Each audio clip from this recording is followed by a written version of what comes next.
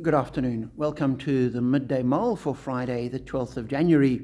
With McShane, one of the books we're reading is the book of Nehemiah, the story of exiles returning from Babylon and rebuilding Jerusalem. Now, Nehemiah was the cupbearer to the king. He was in Babylon and he heard news that Jerusalem was still a ruin. He was distressed by that. When he took the wine to the king, the king noticed that he was downcast, says, "What's going on?" And he says, "Well, the city where my ancestors lie buried is in ruins. That's why I'm looking so downcast." And in verse 4, we're told, "The king said to me, 'What is it you want?' Then I prayed to the God of heaven, and I answered the king, 'If it pleases the king, and if your servant has found favor in his sight, let him send me to the city in Judah where my ancestors are buried, so that I can rebuild it.' And the king gives him permission and sends him to do that." And as I read that, what I noticed, or what really struck me, was the fact that it says, "Then I prayed to the God of heaven, and I answered the king." So the king says, "What is it you want?" Nehemiah prays and answers.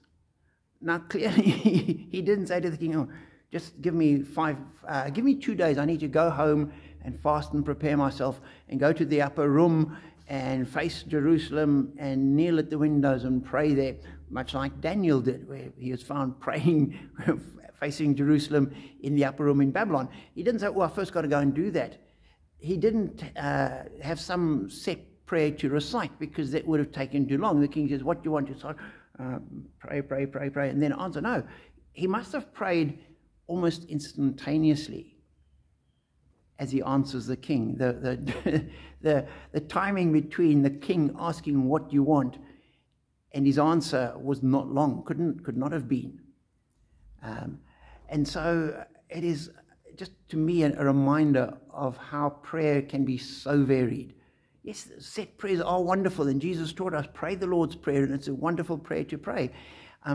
And it does help to have set prayers in the morning and in the evening, prayers of confession, special prayers of thanksgiving.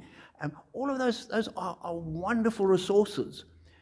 But we need to be careful of taking resources, using them, and then letting them become limitations to us.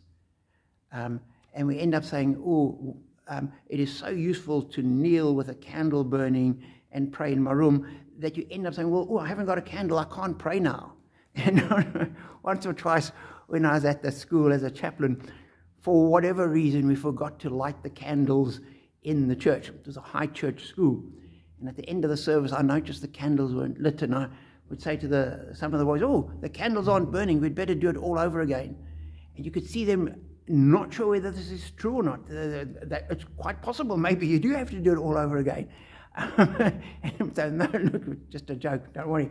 God's still there. It doesn't matter whether the candles are burning or not." And that needs to be our position.